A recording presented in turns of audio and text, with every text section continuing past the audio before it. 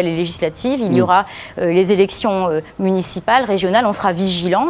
Je pense en plus qu'aucun pays ne supporte le monolithisme politique. Ce serait de très mauvais ton d'avoir une assemblée qui soit de la même couleur que le gouvernement. Je pense qu'au contraire, là, ce que nous devons viser, c'est la cohabitation, c'est l'alternance. Nicolas Blé, que vous inspire les Outre-mer, juste moi, je crois que, en tant que Français patriote que vous êtes? Il y a deux grands dossiers dans lesquels l'UMP comme le PS ont totalement échoué s'agissant de l'outre-mer. C'est d'une part tous les investissements stratégiques pour utiliser réellement la ressource immense que constituent les 11 millions de kilomètres carrés d'eau territoriale, c'est-à-dire l'or bleu. Mais ce sont les propositions qui ont été portées par Jean-Luc Mélenchon pendant cette campagne. Avant, vous ne voulez pas faire d'investissement stratégique pour l'outre-mer, ça c'est intéressant. Bon, et puis il y a par ailleurs... Non, mais je ne peux quand même que réagir. Et puis il y a par ailleurs, mais ça touche aussi les campagnes métropolitaines, la désertification, la disparition progressive des services publics. Et c'est vrai que la continuité territoriale est de moins en moins une réalité. En tout cas, et avec Nicolas Sarkozy, oui, peut-être, mais enfin le problème c'est que Nicolas Sarkozy il est aux affaires, donc il ne peut pas se comporter comme un candidat d'opposition. Non, mais il a beaucoup œuvré pour la continuité territoriale. Là aussi, non, parce qu'on a assisté pendant les 5 dernières années à une diminution constante de la continuité territoriale, c'est-à-dire à une hausse des tarifs. 195 000 bons émis par l'ADOM. Vous savez, l'ADOM, c'est l'agence pour la mobilité de l'outre-mer. 195 000 voyages, donc à destination de l'outre-mer jusqu'à la métropole. Vous savez très bien que les prix... Et il y avait une mesure qui s'appelle la continuité territoriale familiale qui aurait été mise en place si Nicolas Sarkozy avait été élu. Donc je pense que sur ce sujet, nous n'avons aucune leçon à recevoir. Aucune. Non, mais si Nicolas Sarkozy a été élu, on sait très bien que ses promesses, il ne les tient pas. Donc ne me dites pas ça. Par ailleurs, pour les outre-mer, il est allé au-delà. Le coût des trajets en avion entre la métropole et l'outre-mer n'a cessé d'augmenter et rien n'a été fait par le gouvernement pour bloquer les prix des billets d'avion. Je peux pas laisser dire ça. J'ai travaillé à la délégation interministérielle. Je vais poser la question sur sa vision des outre-mer. Je ne peux pas laisser dire des choses aussi fausses. Je n'ai pas posé la question sur le bilan de Nicolas Sarkozy en ce qui concerne les outre-mer, mais la vision de Nicolas Blé connaissance manifeste de l'outre-mer à ma droite là. Non, pas du tout, c'est simplement que vous n'en avez pas le monopole, c'est pas parce que vous êtes la spécialiste. Alors, Najat Vallaud-Belkacem, on va continuer. Najat Vallaud-Belkacem, sur cette césure dont on parlait entre certains de nos concitoyens, la question des valeurs, de la perception de l'identité française aujourd'hui, que pouvez-vous proposer, que peut proposer François Hollande de différent pour créer justement cette union, ce projet collectif commun? Mais vous savez, moi, d'abord, je crois beaucoup dans la force du discours, la force symbolique. Il suffit de dire on va rêver ensemble pour rêver. Ça ne suffit pas, ça n'est pas l'alpha et l'oméga. Mais à partir du moment où vous avez au sommet de l'État des discours qui sont des discours de rassemblement, d'unité, de reconnaissance de la diversité de la société française comme une source d'enrichissement et pas une menace sourde, eh bien, ça impacte le reste de la société. Tout comme, à contrario, lorsque au sommet de l'État, vous avez des discours amalgamant joyeusement immigration, délinquance, etc., ça impacte le reste de la société. Et quand se développent à la base de la société des discriminations, des attaques, des agressions verbales ou physiques sur des motifs discriminants, eh bien, c'est aussi une résultante d'une banalisation de paroles d'exclusion qui a été la norme ces dernières années. Donc moi, je pense que le discours politique a son importance. Ensuite, il va nous falloir, et ça, je n'ai aucun doute sur le fait que François Hollande sera un président de la République digne à tous les points de vue, c'est-à-dire que c'est quelqu'un qui aura la stature d'un président de la République, qui incarnera les valeurs, liberté, égalité, fraternité, laïcité de la République sans aucun dérapage, et ceux qui l'entourent non plus.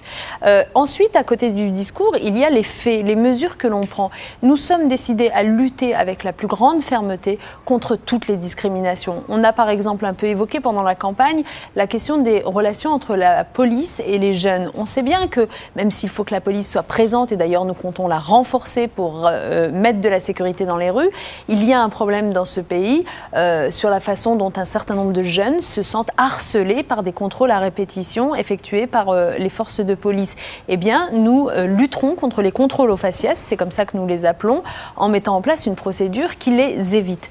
Nous ferons en sorte que dans l'accès à l'emploi, dans l'accès au logement, dans l'accès aux assurances, les discriminations ne puissent plus avoir libre cours, et nous serons encore une fois de la plus grande fermeté, y compris en justice, sur ces sujets-là.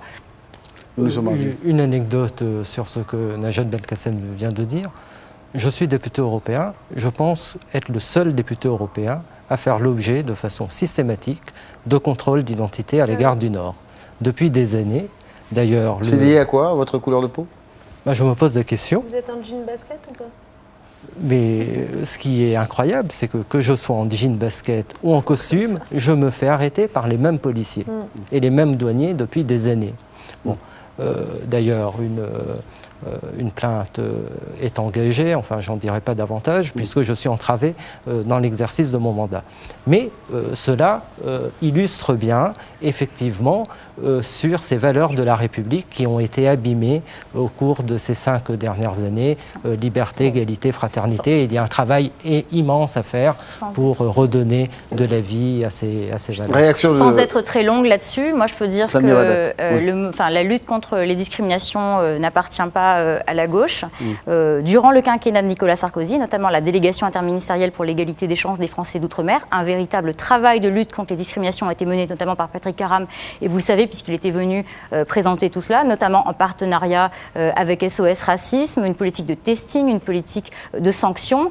Donc sous le quinquennat de Nicolas Sarkozy, des politiques de lutte contre les discriminations ont été prises, donc je ne peux pas le laisser salir comme ça impunément. Je suis désolée, c'est absolument pas... Non mais dire que Nicolas Sarkozy a eu une politique... Margy dit qu'il fait l'objet de contrôle. Je ne parlais pas de cette anecdote qui concerne Younous Moi j'aimerais bien savoir ce que vous pensez de cette anecdote.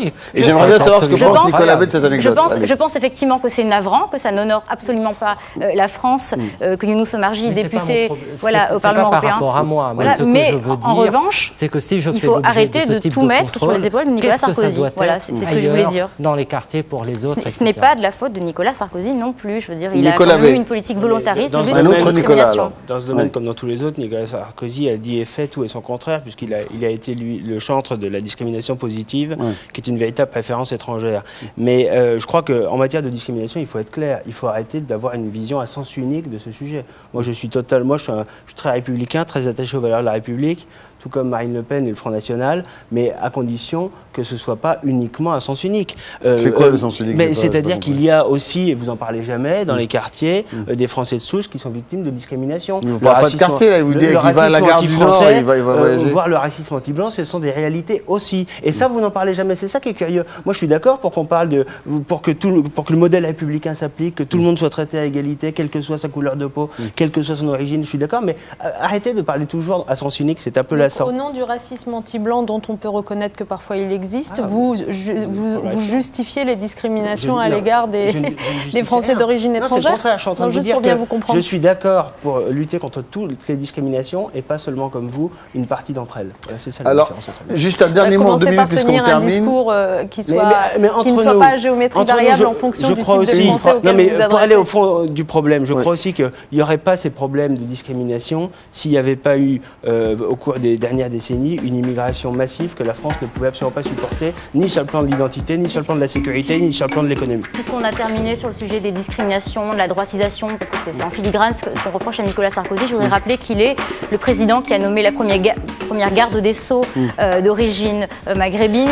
Il a nommé Ramayad, il a nommé Fadela Mara, il a nommé Nora Berra. Je pense qu'il faut aussi retenir ça de Nicolas Sarkozy. Merci infiniment, Najat Belkacem, bientôt ministre. C'est à François Hollande d'en décider. Moi, je serai là où je serai jugé utile. Merci d'avoir été avec nous. On se retrouve dès la semaine prochaine pour un autre Toutes les France. Et vous pouvez retrouver l'émission sur le site internet de France O. Au revoir.